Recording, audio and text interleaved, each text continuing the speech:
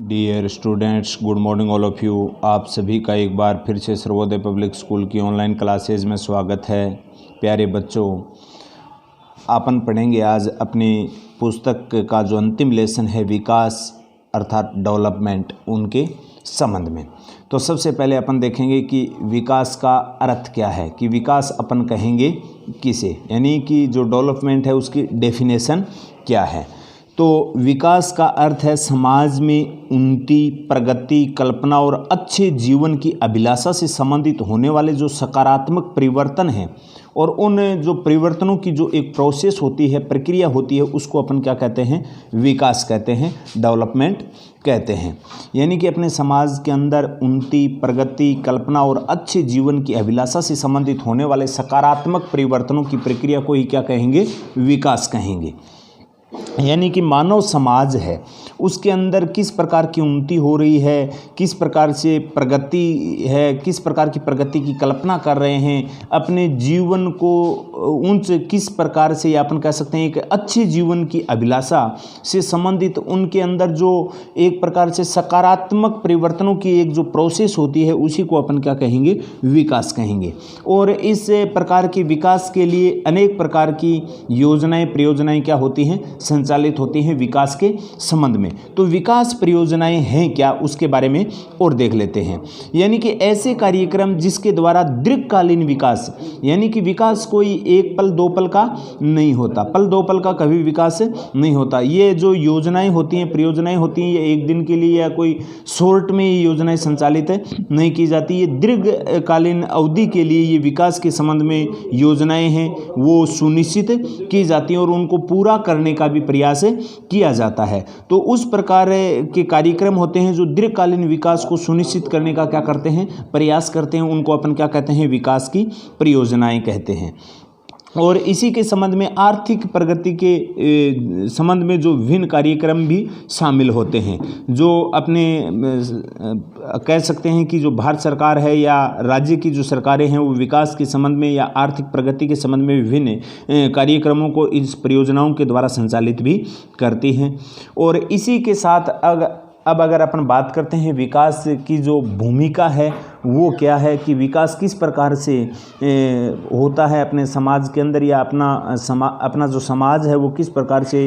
अपने जो अच्छे जीवन की अभिलाषा रखते हुए एक प्रकार से किस प्रकार से अपने जीवन में एक सकारात्मक परिवर्तन करता है ताकि उनके सर्वहित की बात की जाए। तो सबसे पहले आप देखेंगे विकास की भूमिका। तो विकास की भूमिका है वो किसी समाज के लिए विकास से जुड़ी हुई बातें तय करती है, और वो बातें तय करना वैसा ही है जैसा छात्रों के लिए तय करना होता है, कि किस प्रकार की वो पत्रिका चाहते हैं और किस प्रकार से उनको उन पर कार्य करना चाहिए। यानी कि उदाहरण की दृष्टि से अगर अपन देखते हैं तो एक शिक्षक के पास अपने अनुभव के आधार पर पिछले वर्ष की क्या होती है, पत्रिका होती है, और बच्चों के सामने अगले वर्ष का जो एक नया सिलेबस उनके सामने आता है, उनके संबंध में उनके सामने एक पत्रिका होती है। तो अध्यापक और बच्चों के बीच में किस प्रकार से एक सामंजस्य स्थापित होता है, यानी कि एक अध्यापक है वो किस प्रकार से बच्चों को एक प्रकार से गाइडेंस देता है अपने पिछले वर्ष की पत्रिका या उनकी सफलता या उनके अनुभव के आधार पर, कि उनको किस प्रकार से अपने लक्ष्य को भेदना है या उनको प्राप्त करना है। तो ये सब की सब बातें उन्हीं के अंतर्गत आती हैं, और वैसा ही सेम अपने समाज की विकास के अंतर्गत चलता है। यानी कि यहाँ एक कक्षा का उदाहरण दिया है कि कक्षा में किस प्रकार से जो नए बालक होते हैं उनके सामने नया सिलेबस होता है, तो उनके सामने किस प्रकार की पत्रिका होती है, और अध्यापक के पास पीछे का अनुभव होता है, उनके आधार पर वो एक प्रकार से आगामी वर्ष के लिए जो बच्चों के सामने एक पत्रिका का जो प्रारूप प्रस्तुत करता है, अपने पिछले पत्रिका को आदर्श मानते हुए अध्यापक जो अपना एक प्रारूप बच्चों के सामने पेश करता है ताकि उनको अपने लक्ष्य आसानी से प्राप्त हो जाए। सेम वैसा ही प्रोसेस है वो किसके अंदर रहता है, अपने समाज के विकास के अंदर रहता है। क्योंकि अगर अध्यापक है वो बच्चों के सामने एक प्रकार से बच्चों की जो एक अभिलाषा है या अपन कह सकते हैं उनकी जो रुचि है उनको पहचानते हुए उनको वैसा ही कार्य देता है, तो उनमें सफलता क्या मिलेगी, ज़्यादा मिलेगी। जैसे क्रिकेट के संबंध में ज़्यादा रुचि रखने वाले बच्चे को उनकी क्रिकेट के संबंध की जिम्मेवारी देना, या अन्य जो आर्टिफिशियल आता है, चित्रकला आती है और आती है, उनके संबंध में अलग अलग प्रकार की बच्चों की योग्यता, उनकी काबिलियत को पहचानते हुए उनको उस प्रकार के कार्य करने के लिए उसको क्या करता है, मोटिवेट करता है, ताकि उनका उस क्षेत्र में ज़्यादा से ज़्यादा क्या हो सके, विकास हो सके। तो ये सब की सब बातें इनके अंतर्गत आती है। अब विकास के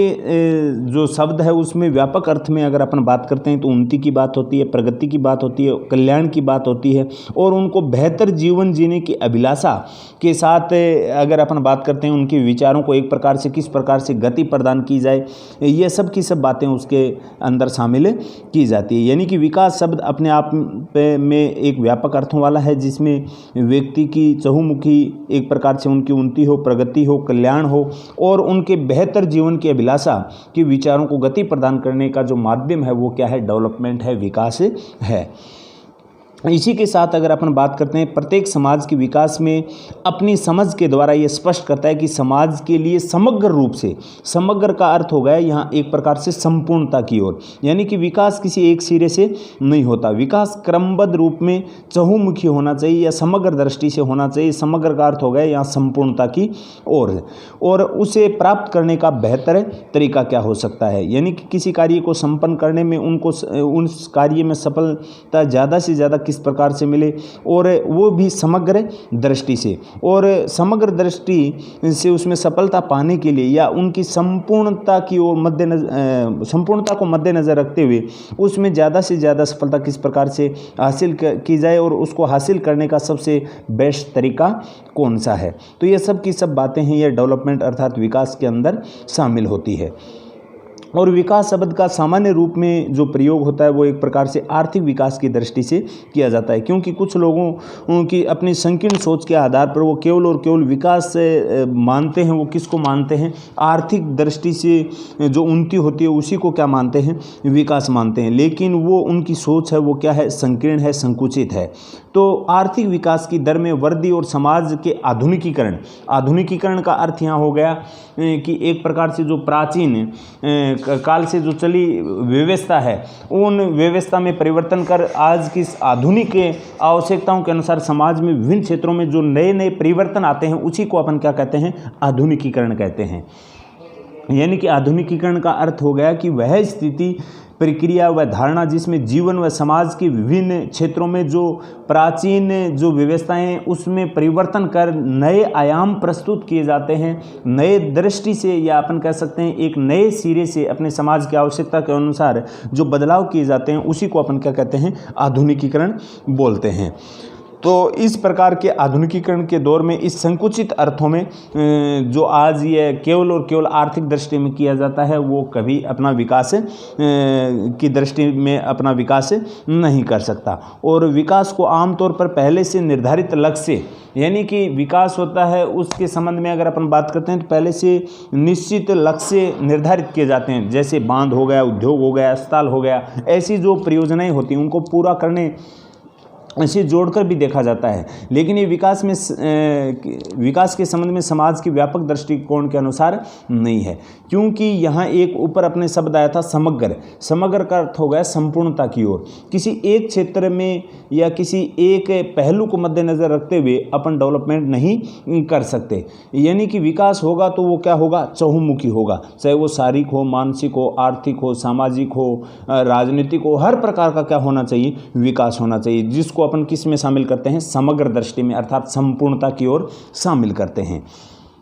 इसी के साथ अगर अपन बात करते हैं इसके अर्थों के अंदर, तो आज विकास है वो एक प्रकार से संकुचित रूप में क्रियान्वित करने के कारण जो विभिन्न देश हैं उनके अंदर आपसी द्वेषता भी आई है। लेकिन ऐसी प्रोसेस नहीं होनी चाहिए, क्योंकि ये विकास के संबंध में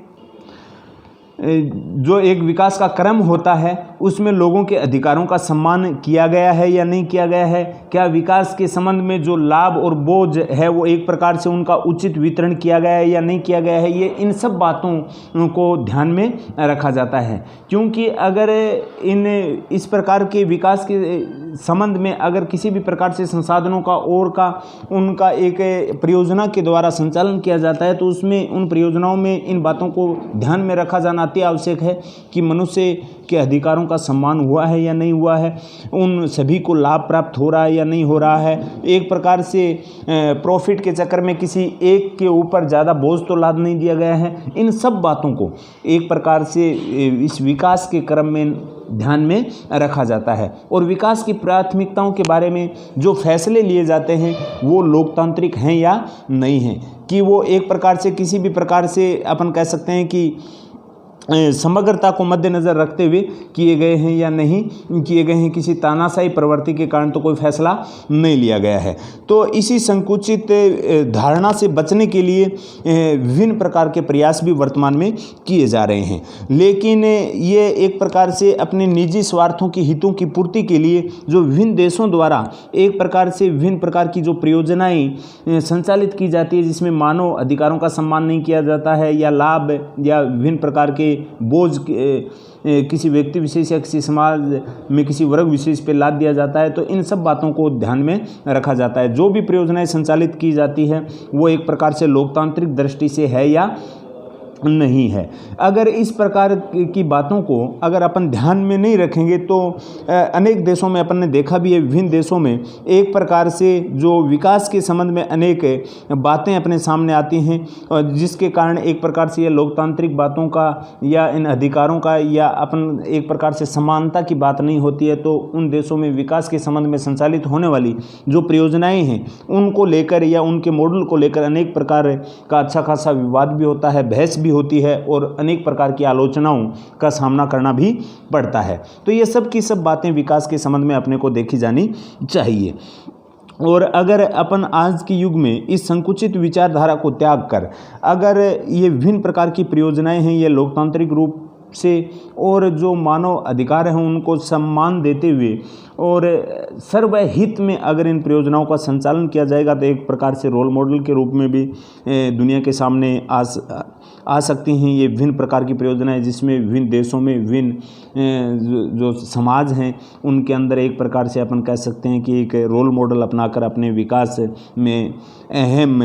रोल अदा कर सकते हैं या अपन कह सकते हैं अपने विकास के पथ पे आगे बढ़ सकते हैं। तो यही बात इस अंत में इस भूमिका में यह कही गई है कि आज के विकास के संकुचित रूप में क्रियान्वित होने के कारण विभिन्न देशों में जो अपनाए गए विकास के मॉडल हैं उसमें अच्छा खासा विवाद भी होता है। किस कारण? संकुचित विचारधारा के कारण, अपने निजी हितों के कारण, जिसमें लोकतांत्रिक व्यवस्था या मानव अधिकारों को मद्देनज़र नहीं रखा जाता है या अपन कह सकते हैं समग्रता की ओर ध्यान नहीं दिया जाता है, तो उनको आलोचनाओं का सामना करना भी पड़ता है और उनकी जो अच्छा विकल्प है उनकी आज भी क्या है, तलाश जारी है। तो ये कुछ सामान्य से बातें हुई है जिसमें विकास के अर्थ आया है, विकास के संबंध में संचालित होने वाली परियोजनाएं हैं उनका जिक्र भी इसके अंतर्गत आया है और विकास की जो मुख्य भूमिका है उसकी बात भी इसके अंतर्गत आती है। और इससे आगे की क्लास में पढ़ेंगे जो विकास के संबंध में वर्तमान समय में अपने सामने जो प्रमुख चुनौतियां आ रही हैं उनके संबंध में, और इसी के साथ आगे अपन देखेंगे विकास के मॉडल में जो विभिन्न प्रकार के से एक प्रकार से विभिन्न लोगों के एक आलोचनाएं दृष्टिगोचर होती हैं, इन सब के बारे में अपन देखेंगे आगे की नेक्स्ट कक्षा में। आज के लिए इतना ही, धन्यवाद।